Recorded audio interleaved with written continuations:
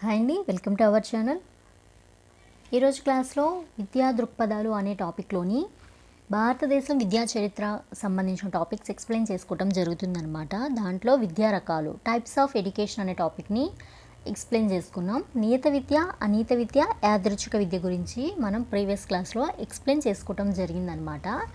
ఇంకా మరొక రకమైన వర్గీకరణ అని సామాన్య విద్య, అట్ ద సేమ్ టైం ప్రత్యేక విద్య. ఇంకో క్లాసిఫికేషన్ ఏంటి, ప్రత్యక్ష విద్య, పరోక్ష విద్య. వీటి గురించి ఎక్స్ప్లెయిన్ చేసుకున్నాం అన్నమాట. ఇంకా ఇంకా ఇంకా రెండు రకాల వర్గీకరణలు, 2 టైప్స్ ఆఫ్ క్లాసిఫికేషన్స్ అయితే రిమైనింగ్ ఉన్నాయి. అవి ఏంటో చూద్దాం. ఫస్ట్ వచ్చేసి వ్యక్తిగత విద్య. మరొక రకమైన విద్యలో ఇంకొక క్లాసిఫికేషన్లో ఫస్ట్ది వచ్చేసి వ్యక్తిగత విద్య. వ్యక్తిగత విద్యలో ఏంటంటే ఆధునిక మనస్తత్వవేత్తల దృష్టిలో వ్యక్తిగత విద్య అనేది విద్యార్థి యొక్క వ్యక్తిగత తారతమ్యాలను బట్టి ఒక ప్రత్యేక బోధనా పద్ధతి ద్వారా మానసిక వైకల్యాన్ని అధిగమించడానికి ఇచ్చే తర్ఫీదు. ఎగ్జాంపుల్ కిండర్ గార్డెన్, మాంటిసోరీ మరియు ప్రాజెక్ట్ పద్ధతి. ఇక్కడ మనం చెప్పుకునే విద్యలోనే ఏదైతే మనం చెప్పుకుంటున్నామో దానిలోనే మొత్తం ఉందన్నమాట. వ్యక్తిగత విద్య, వ్యక్తిగత అంటే ఇండివిజువల్, అది ఆ పర్టికులర్ పర్సన్కి మాత్రమే యూజ్ అయ్యేది, వాడికి మాత్రమే ఇవ్వగలిగే విద్య అన్నమాట. వాడిని మాత్రమే ఎడ్యుకేట్ చేయడానికి యూజ్ అవుతుంది. అంటే ఆ పర్టిక్యులర్ మెంటాలిటీ కలిగిన పిల్లల్ని అయినా కానీ వాళ్ళ యొక్క బిహేవియర్ ఇవన్నీ కూడా కన్సిడర్ చేస్తారు. ఆధునిక మనస్తత్వవేత్తలు అంటే నథింగ్ బట్ సైకాలజిస్ట్, మోడర్న్ సైకాలజిస్టులు అనమాట. మోడర్న్ సైకాలజీ రిలేటెడ్ సైంటిస్టులు అనమాట వీళ్ళందరూ. వాళ్ళ వే ఆఫ్ థింకింగ్ చూసుకుంటే, వాళ్ళ యొక్క పాయింట్ ఆఫ్ వ్యూలో చూసుకుంటే ఏంటంటే, ఆధునిక మనస్తత్వవేత్తల దృష్టిలో వ్యక్తిగత విద్య అనేది విద్యార్థుల యొక్క వ్యక్తిగత తారతమ్యాలను బట్టి, అంటే వ్యక్తిగత విద్యలోనే ఉంది మొత్తం. ఏంటిది అది? విద్యార్థుల యొక్క వ్యక్తిగత తారతమ్యాలు, వాళ్ళ యొక్క ఇండివిజువల్స్ డిఫరెన్సెస్. అంటే ప్రతి విద్యార్థి ఇంకో విద్యార్థికి టోటల్ డిఫరెంట్గా ఉంటారు. ప్రతి వ్యక్తి ఇంకొక వ్యక్తికి టోటల్ డిఫరెంట్గా ఉంటారు. అది మనకు తెలిసిందే. సైకాలజీలో వైయక్తిక భేదాలు అనుకుంటాం కదా, ఇండివిజువల్ డిఫరెన్సెస్ అని. దాని మీద డిపెండ్ అయ్యి ఒక ప్రత్యేక బోధన పద్ధతి ద్వారా అందరి పిల్లలకి ఇచ్చే టీచింగ్ అక్కడ ఉండదు, అందరి పిల్లలకి చెప్పే మెథడ్స్ అక్కడ ఉండవు అనమాట. వీళ్ళకి ఏంటంటే ప్రత్యేకమైన బోధన పద్ధతి. వీళ్ళకి టీచ్ చేసేటప్పుడు ఏంటంటే కొన్ని మెథడ్స్ అనేవి ఫాలో అవ్వాలన్నమాట. ప్రత్యేకమైన బోధనా పద్ధతి ద్వారా మానసిక వైకల్యాలను అధిగమించడానికి. ఇక్కడే అర్థమవుతుంది మీకు. మానసిక వైకల్యం అంటే ఈ పర్టికులర్ గ్రూప్ ఆఫ్ పీపుల్కి ఏంటంటే మెంటల్ హెల్త్ అనేది సరిగ్గా ఉండదు. ఓకేనండి.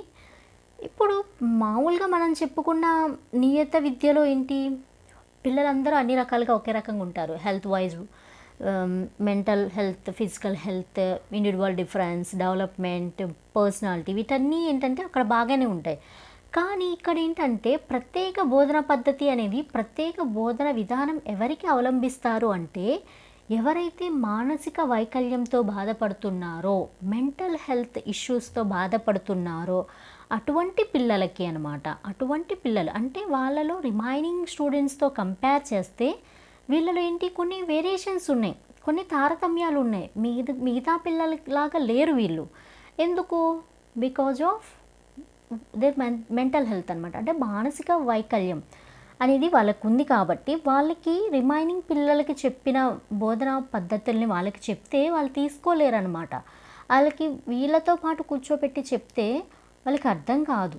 అందుకని వాళ్ళకి కొన్ని ప్రత్యేకమైన బోధనా పద్ధతుల్ని మనం అవలంబించి చెప్పడం ద్వారా ఏంటంటే వాళ్ళలో ఏదైతే ఉందో మానసిక వైకల్యం, దాన్ని అధిగమించడానికి కూడా వాళ్ళకి మనం తర్ఫీదు ఇస్తున్నాం. ఓకేనండి.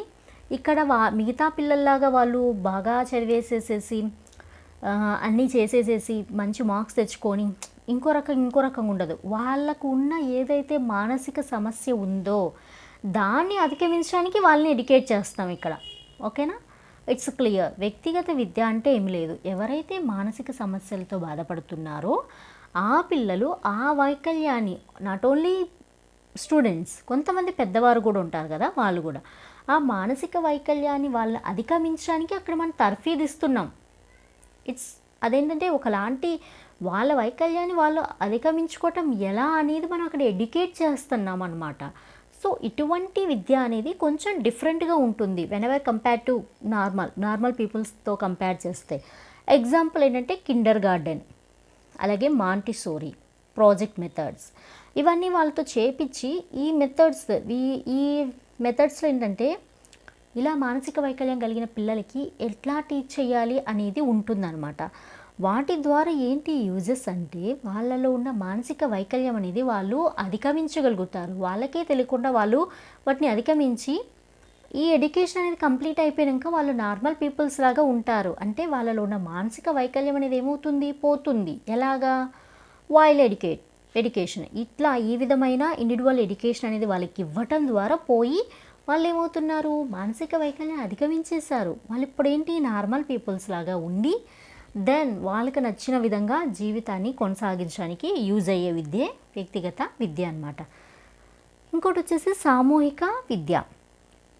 ఇక్కడ పేరులోనే ఉంది కదా, ఒక సమూహం మొత్తానికి సంబంధించిన పిల్లలకు ఒకేసారి అందించే విద్యను సామూహిక విద్య అంటారు. ఇది కూడా నీత విద్యా విధానంలాగే ఉంటుంది. సమూహం అంటేనే గ్రూప్ ఆఫ్ పీపుల్స్, అందరూ ఒక దగ్గర ఉంటారు. వాళ్ళందరికీ కలిసి ఏంటి, ఫర్ ఎగ్జాంపుల్ ఒక 10th క్లాస్ స్టూడెంట్స్ చూసుకుంటే ఆ 10th క్లాస్ స్టూడెంట్స్ని ఒక బి సెక్షన్ చూసుకుంటే బి సెక్షన్ మొత్తం ఏంటి, ఒకే రకమైన పిల్లలు ఉంటారు. ఆ మొత్తానికి ఒకే రకమైన లెసన్స్ అనేవి మనం చెప్తాము, అవునా?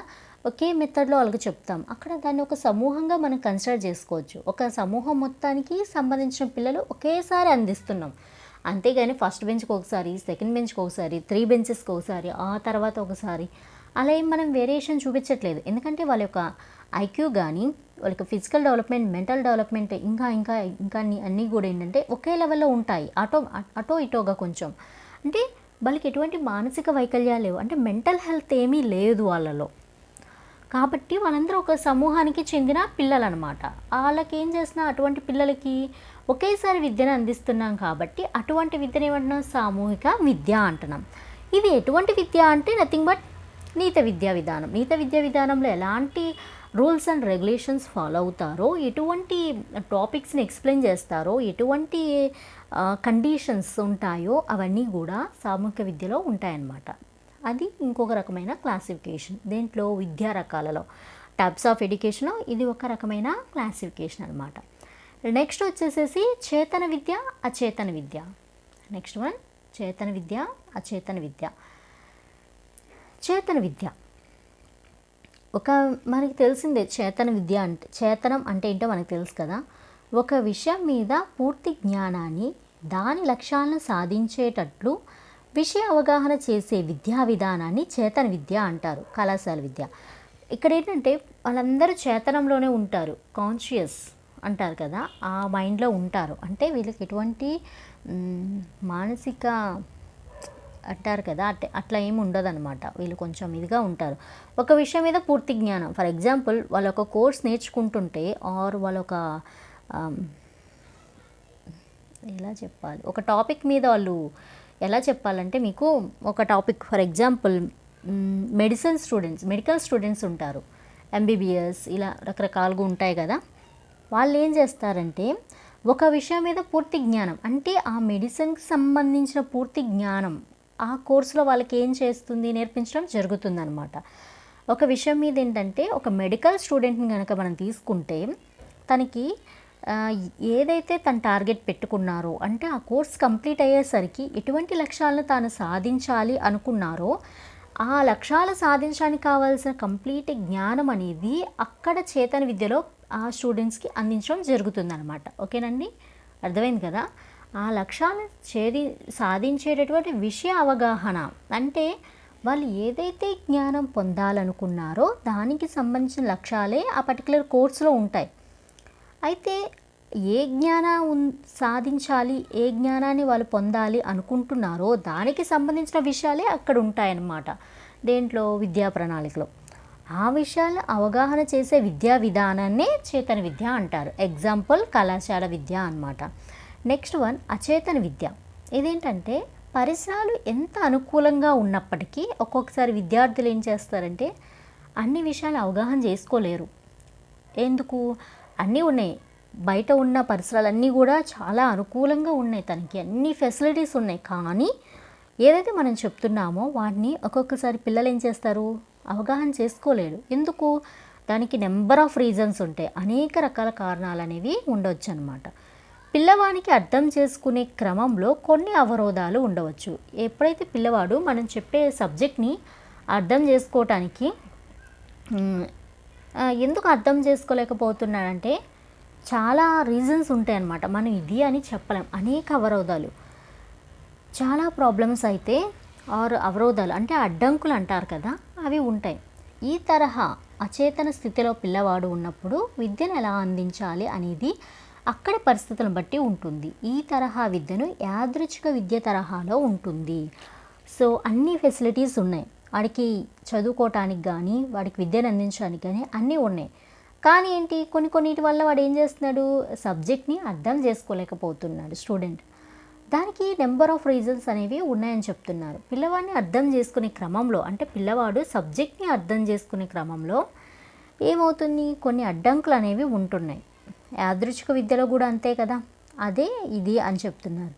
ఇక్కడ ఏంటంటే వాళ్ళు అచేతన స్థితిలో ఉన్నప్పుడు అంటే వాళ్ళేమీ ఒక పర్టికులర్ కండిషన్లో కూర్చొని అందరు మైండ్ సెట్ ఒకే టాపిక్ మీద నిమగ్నం చేసి నేర్పే విద్య కాదనమాట. ఎందుకంటే వాడు ఏం చేస్తున్నాడో వాడికి తెలియదు, కానీ వాడు ఎంతో కొంత ఎడ్యుకేట్ అవుతున్నాడు అదనమాట. ఈ తరహా అచేతన స్థితిలో ఉన్న పిల్లవాడు ఉన్నప్పుడు విద్యను ఎలా అందించాలి అంటే, ఒక పిల్లవాడు తను చేతన స్థితిలో లేదు, అచేతనంగా ఉన్నాడు, అయినా వాడికి ఏం చేయాలి, విద్యను అందించాలి.